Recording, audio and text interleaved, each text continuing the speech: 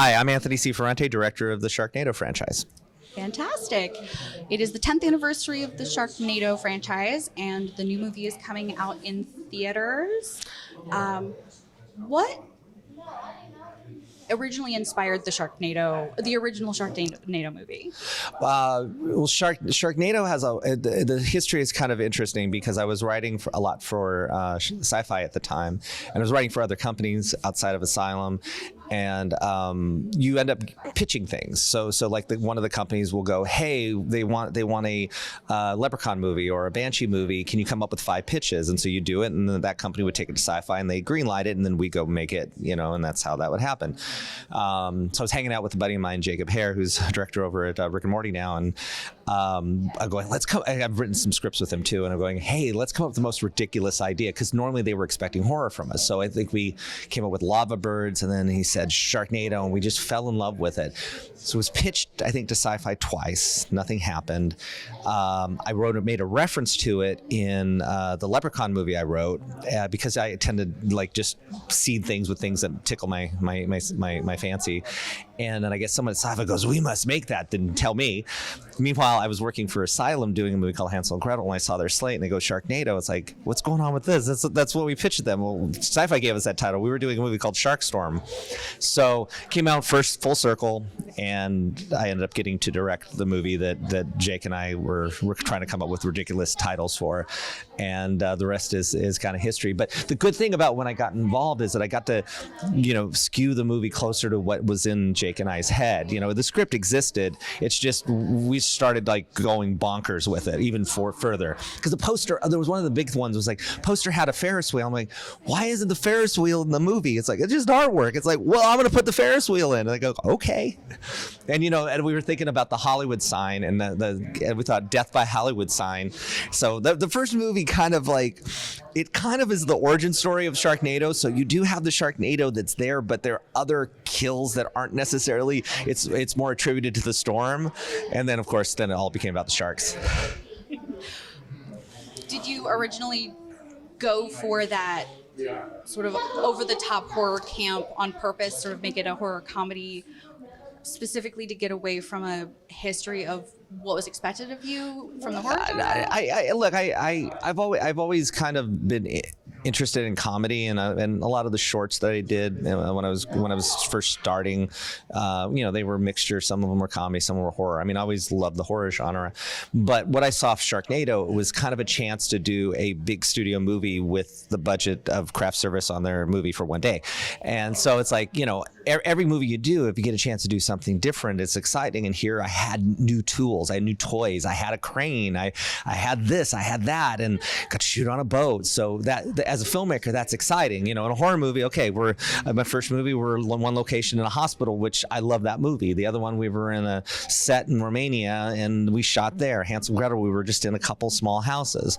Here, the scope got bigger, so I knew what they could do with visual effects at the Asylum. So I'm like, okay, so I wanted to be as ambitious as we could, because look, it's a movie called Sharknado. It could go one way. It could be it could disappear, or it could get a little bit of a following. And I never give up on my movies. So I was just constantly in editing. We just kept chipping away at this crazy film with our limitations with time and money, because we started shooting it in like January, February, and it's due in June to Sci-Fi. The movies, like in the big studio movies, have 2 years to do visual effects. So I wanted to make something that was fun, and you see a lot of my horror roots in there, because it's pretty bloody and practical gore in the film as well. So it's kind of a hybrid. And then also, I had these great actors in the film to play these fun characters. So it was a chance to kind of have some fun camaraderie with them. Like John Hurd, love that man. I love what he did in the movie. Ian Ziering, Tara Reid, Cassie Skirbo, Jason Simmons. I mean, we just were blessed with that movie, because as ridiculous as the movie was, at a certain point you could see them just having a blast. It's obviously a really fun movie to watch, and I'm certain it was a lot of fun to work on. It was terrifying to work on because you had 18 days to do everything that we did, and that's not a lot of time if you really think about it. And I think that's also part of the charm of it that brought the audience in, because a lot of times these movies can't do as much as we did with our budget because I didn't know any better. A friend of mine, Robbie Rist, who is in the film, and he wrote a bunch of the songs with me, he said it's a movie that doesn't know it can't do that. And so I think that, again, that's sort of the charm. It's like we just went in going, we're just going to keep going until someone tells us to stop. Sort of solved the problem because you didn't know it was a problem. Exactly. Well, I mean, I just knew that I had toys that I never had, and so I'm going to use them. Like when it was the bridge scene, and we got the beautiful crane. I'm just like, oh my gosh, this looks like a studio movie. This is so cool. So It's awesome. Do you have any thoughts on the franchise going forward, or are you sitting here at the 10-year anniversary going, wow? Well, look, the fans made us. We're here because of the fans, and that's why we're here at Comic-Con. They're the ones that propped us up. Everything that we did to make the movie successful was just grassroots. Sci-Fi dumped it in the middle of the summer. There was really little promotion because they were part of their Saturday night movies, and so they put us on a Wednesday, going, well, okay, whatever. And they were wonderful. Once the movie was successful, it was like huge support, but it was just an afterthought because they were shutting that division down at that point. And so the fact that it actually blew up, it was because we were seeding it. I created a Facebook page. We kind of seeded it there. I did a music video for it, and we put out the trailer that Asylum did, which normally Sci-Fi just does their trailer, but they had this 2-minute trailer that made it look batshit crazy. And like I was saying, part of these movies, if you really look at low budget movies, you usually have a really good opening. You can afford to do something in the middle, and then at the end, you have your end. And so you see a trailer, you go, oh, everything that's in the movie is in the trailer, except that our trailer dared people to watch it going, that's all that's going to be in the movie. And then you watch it and you're like, it's nonstop ridiculousness. And I think that also was the thing, is like we did kind of achieve something. Yeah, it's rough around the edges at times, and there's stuff that we wish could have been better, but we're remedying some of that now with the 10th anniversary special edition. So do you have any advice for future directors or anyone who might want to follow in your Sharknado-y footsteps? Well, I came from a very small town in Northern California and knew nobody in the business, and the only way that I could see myself learning about films in the limited capacity was I wrote about them. I wrote reviews, and then somehow I convinced studios to give me interviews, and then I started writing for publications while I was doing shorts on the side. And the thing is like you just don't give up. And the tools now are available that anybody can make stuff. It's like you have to have a passion about it. It's not just like go out and just shoot something because you want to shoot something. It's you got to connect with it.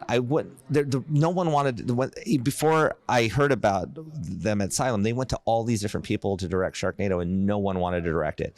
Everybody you can imagine did not want to do it, but I knew what Sharknado could be because we had a passion for it.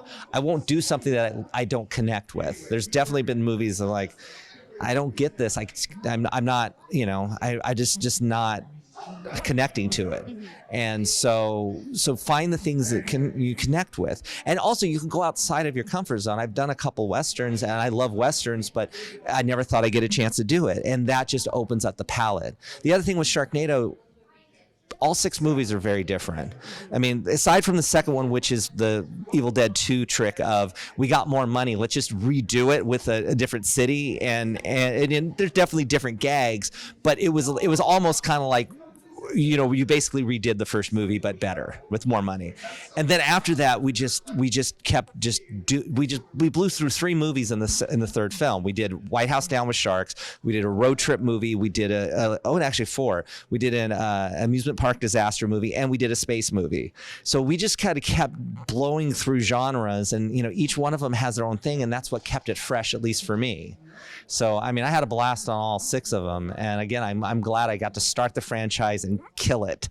And so that story's over. But if the world says there's more down the road, hopefully we stay to the spirit of what it is and what the fans liked about it. Well, thank you so much for creating something that so many people have loved for so long and has become such a cultural touchstone.